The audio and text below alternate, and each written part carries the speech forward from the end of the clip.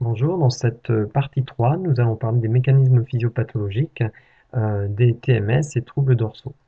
Dans la précédente vidéo, nous avions vu qu'il s'agissait de maladies multifactorielles, causes biomécaniques, vibrations, froid, facteurs psychologiques, qui vont engendrer des mécanismes physiopathologiques, inflammation, ischémie, vieillissement tissulaire prématuré, avec des facteurs soit limitant le risque, soit aggravant le risque, des facteurs nutritionnels, les rythmes du sommeil, des problématiques de chronobiologie, les pratiques sportives, mais aussi l'équilibre entre le stress et le bien-être, et puis bien entendu l'âge, la génétique et le passé santé de la personne. Donc les contraintes vont engendrer une dégradation tissulaire et ensuite l'organisme va réagir pour réparer ces tissus. Donc on est vraiment sur une histoire de balance ici entre la capacité de réparation tissulaire par rapport à la dégradation subie au niveau de nos tissus. Bien sûr, chacun de ces deux éléments, dégradation et réparation, dépend de différents facteurs physiques, chimiques, psychologiques, physiologiques, nutritionnels, etc.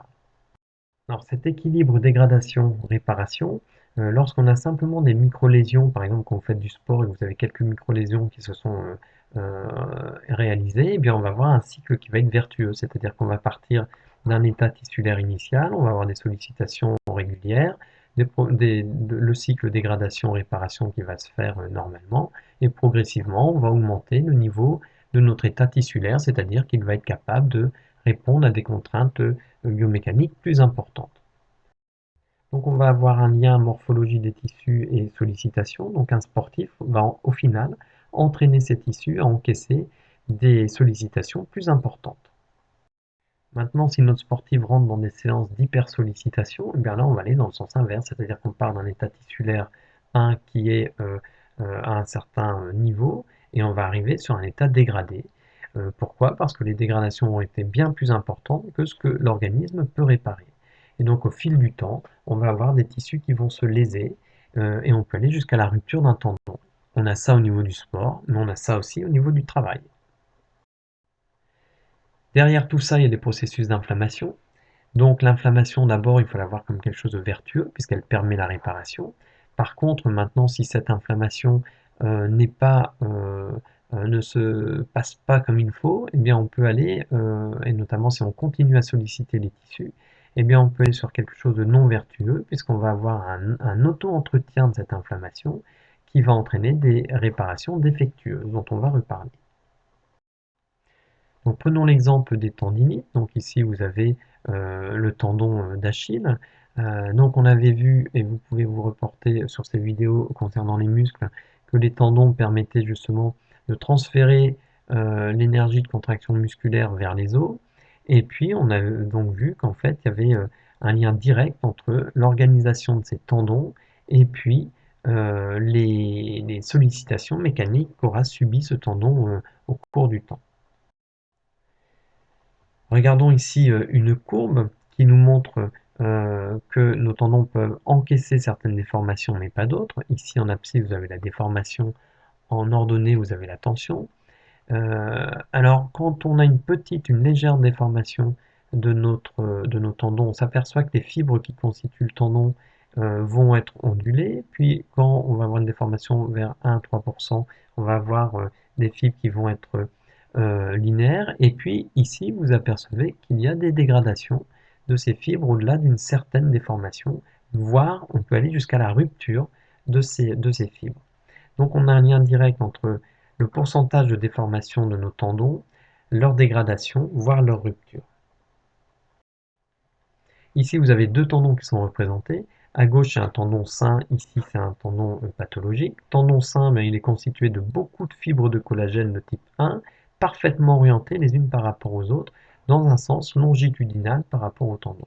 Et puis les cellules qui synthétisent ce collagène, on voit ce sont tous les points noirs, et bien ces points noirs sont parfaitement répartis de manière homogène au niveau de tout le tendon. Donc on a un tendon ici qui est de bonne qualité. Ici, à droite, vous avez un tendon qui va être de moins bonne qualité. Déjà, on va observer qu'il y a des fibres de collagène de type 3, qui sont des fibres de collagène beaucoup plus fines que les fibres de collagène de type 1, donc elles offriront une résistance biomécanique beaucoup plus faible. On voit que l'organisation ici, toutes les fibres ne sont pas parallèles par rapport à l'axe longitudinal. Donc là encore, au final, des contraintes biomécaniques qui sont beaucoup moins bien encaissées. Et puis on voit que nos fibroblastes qui synthétisent le collagène sont répartis de manière hétérogène dans le tendon. Donc là encore, vous comprenez qu'on n'aura pas un tendon qui sera homogène.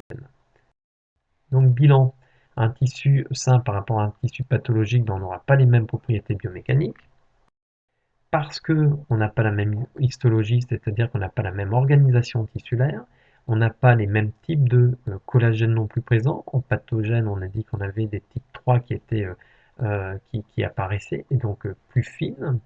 Des fibroblastes qui vont au final être inégalement répartis, qui en plus auront une fonctionnalité moins bonne. Et puis on s'aperçoit aussi qu'il y a plus de capillaires. Ça, on va le comprendre pourquoi par la suite, mais on va voir que ça peut aider justement à récupérer.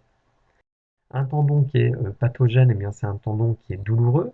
Alors on va voir la douleur ici comme étant protectrice, puisqu'un tendon qui est douloureux, c'est un tendon que je n'utilise pas, donc je vais limiter de nouvelles contraintes, avec une problématique, c'est que quand cette douleur disparaît, on pense qu'on est guéri, et c'est pas le cas. En fait, il faut encore plusieurs semaines pour guérir, et malheureusement, si on recommence à remettre notre tendon sous de fortes contraintes, eh bien on va le léser encore plus et on peut aller jusqu'à la rupture du tendon. Combien de sportifs ont décidé de ne pas suivre le conseil médical d'attendre plusieurs semaines, se sont lancés dans du sport à nouveau et se sont retrouvés dans des problématiques d'inflammation qui ne sont plus aiguës mais chroniques, donc sur du long terme. En fait, nos tendons, ce sont des tissus qui sont peu vascularisés et qui vont donc avoir du mal à cicatriser. Donc il faut du temps, il faut laisser le temps à nos tendons de cicatriser. Donc pour les TMS, c'est la même chose, il faut laisser le temps de cicatriser avant de relancer les contraintes sur nos tendons. Je vais vous laisser analyser deux documents et puis ensuite j'en ressortirai les éléments clés. Donc vous ferez pause sur chaque document pour les analyser par vous-même. Premier document, deuxième document, et voilà ce que l'on va retenir de ces documents. Eh bien, on retient déjà que les cordons sont fibreux, qu'ils sont constitués de fibres de collagène, que ces tendons transmettent la force des corps charnus jusqu'aux os, et que c'est le collagène qui va donner la résistance et l'élasticité nécessaires à nos tendons. Ce que je retiens aussi, c'est qu'ils sont peu vascularisés, et du coup, la cicatrisation va être lente. Et donc, il faut vraiment laisser le temps au temps pour laisser à nos tendons le temps de se réparer. Je retiens aussi qu'on a deux types de tendinites, des tendinites dégénératives, c'est-à-dire ça correspond au vieillissement du tendon, et des tendinites sportives. N'oublions pas que le travail, c'est du sport au final. Je vous conseille de regarder la vidéo suivante pour les plus curieux. Donc je vous ai mis un lien concernant cette vidéo et vous verrez bien la différence de structure entre un tendon normal et puis des tendons qui sont pathologiques à différents stades ici. Vous avez les trois stades de pathologie. Vous voyez, entre le tendon normal où on a beaucoup de collagène de type 1 et le tendon le plus pathologique représenté ici, on a énormément de collagène de type 3, donc forcément une résistance biomécanique moindre. N'hésitez pas à aller regarder cette vidéo, elle est très intéressante et très bien faite. Donc on a compris que l'inflammation avait un objectif, c'était de réparer les tissus. Donc je vais résumer l'ensemble ici. Donc on a une lésion de tissu, on va avoir des molécules qui vont être libérées dans la zone lésée, donc on va appeler ça des médiateurs.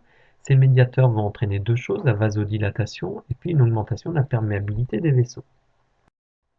Donc apparaissent en fait les quatre éléments clés d'une inflammation, la rougeur parce qu'il y a plus de sang, douleur et tuméfaction parce que ça gonfle et donc ça devient douloureux, et chaleur parce qu'il y a des médiateurs qu'on appelle des médiateurs pyrogènes qui augmentent la température de la zone. Si on rajoute à cela le fait que certains médiateurs attirent des globules blancs, eh bien on va parler ici de chimiotactisme, on va comprendre ce qui va se passer au final.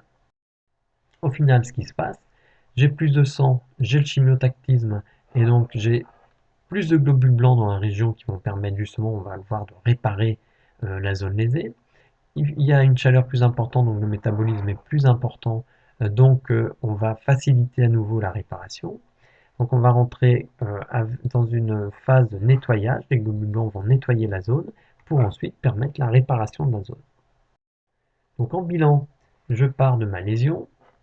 J'ai une première phase qui est une phase qu'on appellera une réaction vasculo-sanguine, qui sera suivie par une phase où on va avoir un afflux de globules blancs, donc on va parler de phase cellulaire, et puis ensuite deux autres phases, la phase de nettoyage qu'on appelle aussi détertion, et la phase de réparation et cicatrisation. Certains facteurs vont limiter cette capacité de nettoyage et de réparation. C'est le manque d'oxygène, c'est certaines carences nutritives, ce sont des maladies comme le diabète, c'est le tabac, des maladies vasculaires, l'utilisation d'un corticoïde ou le vieillissement des tissus. Résultat, on va avoir un tissu qui va être cicatrisé, mais qui sera moins résistant. Pourquoi? Parce qu'en fait, on n'aura plus la même organisation, on aura plus de collagène de type 3, on aura donc des tendons qui seront épaissis et enraidis, et donc une qualité de réponse biomécanique qui sera réduite. On distingue bien ici la différence entre tout à l'heure quand je vous parlais de cycle vertueux, quand on avait des micro-lésions avec un tissu qui au final s'adaptait progressivement aux sollicitations, à un moment où on rentre dans de l'hypersollicitation et on va avoir une dégradation importante des tissus qui va nécessiter cicatrisation et donc avec un tissu qui au final sera de moindre qualité à la fin. Ici on est dans la problématique des tendinites. Bilan concernant ce processus inflammatoire. Alors notre inflammation est localisée au niveau d'un tissu conjonctif, donc notre tendon. Trois acteurs, donc les vaisseaux, les globules blancs et nos médiateurs. L'objectif final, c'est de réparer les tissus. Cela se fait donc en trois phases. La première phase, la phase inflammatoire avec une lésion, la libération de médiateurs, la formation de collagène de type 3, et puis des nouveaux vaisseaux qui vont apparaître de manière à permettre l'arrivée de plus de globules blancs. La deuxième phase est la phase de prolifération. Phase de prolifération, donc on va avoir plus de cellules réparatrices qui vont arriver dans la région. Et puis on va s'apercevoir qu'il y a plus de collagène de type 3 qui va être synthétisé, une disposition aléatoire qui va apparaître. Et puis ensuite on va avoir une phase de remodelage qui n'apparaît qu'au bout de 6 à 8 semaines après la blessure. Donc vous voyez qu'il faut du temps pour réparer un tendon, avec une première phase à consolidation. Ici on va remplacer le collagène de type 3 qui est du collagène fin par le collagène plus solide de type 1, et puis on va retrouver une organisation longitudinale. Et enfin la phase de maturation, donc à partir d'une dizaine de semaines, eh bien, on va avoir une augmentation des liaisons entre le collagène et on va retrouver un tissu qui aura une organisation saine. Alors là, moi je vous ai parlé en fait du cas où ça se passe bien, c'est-à-dire où ça se répare. Donc on a cette partie verte ici, inflammation aiguë qui débouche sur une réparation. Et bien entendu, si on ne respecte pas les consignes médicales et si on néglige cette tendinite, on peut avoir une inflammation chronique qui se forme et ça peut aller jusqu'à la rupture à terme du tendon. Et donc je voudrais finir cette partie en rappelant qu'un sportif qui s'échauffe, eh bien, il aura moins de risque de tendinite. Eh bien, en travail, c'est la même chose. Alors pourquoi cet échauffement va être important? Parce que quand on fait un étirement brutal à froid de nos tissus, on va avoir des micro-lésions qui vont apparaître, qui peuvent, lorsqu'elles s'accumulent, aller jusqu'à une rupture des tissus. Donc l'échauffement, il va permettre quoi? Il va permettre au tendon d'être plus souple, il va permettre d'avoir un métabolisme plus actif, puisqu'on aura une augmentation de température au niveau de notre tendon. On aura une meilleure irrigation de la zone, donc plus d'oxygène. Et puis on aura aussi, bien sûr, d'autres effets bénéfiques sur la sphère environnante, notamment au niveau des muscles et des ligaments, et du liquide synovial de nos articulations. Donc s'échauffer, c'est extrêmement important, y compris dans le monde du travail. Et puis la récupération. La récupération, c'est quoi? C'est s'hydrater, c'est une récupération active, hein. Il faudrait faire une récupération active dans le monde du travail aussi, un retour progressif au repos, et puis des étirements 1 à 2 heures après la fin de l'effort. Alors ici, je voudrais faire le lien entre inflammation, ischémie et nécrocellulaire. Donc on a bien compris que quand on a une inflammation, on a un gonflement et donc une compression des éléments qui se trouvent dans cette zone. Prenons le canal carpien, on va avoir une compression du nerf qui passe dans ce canal carpien. Compression du nerf qui passe dans ce canal carpien, ça veut dire une baisse de l'afflux sanguin des vaisseaux qui se trouvent dans ce nerf. Donc moins d'oxygène dans cette zone-là au niveau du nerf, et donc une ischémie, hein, un manque d'oxygène. Cette ischémie va entraîner une nécrose de ce tissu, et cette nécrose va entraîner une réaction inflammatoire. Donc on voit bien là qu'on est dans un cercle vicieux d'inflammation, et on va aboutir à des problématiques extrêmement douloureuses au niveau de ce canal carpien. Enfin, je voudrais vous rappeler que l'hypersollicitation tissulaire peut engendrer un vieillissement prématuré des tissus. Je vous laisse regarder le mur de mots pour voir que ce vieillissement est multifactoriel, de choses que l'on a pu voir ici et là dans d'autres cours. Bilan, s'échauffer, récupérer, limiter les causalités et bien sûr une prévention intégrée, bénéfique pour le privé et l'entreprise. Dans une quatrième vidéo, nous verrons l'arthrologie et des exemples de troubles. À très bientôt.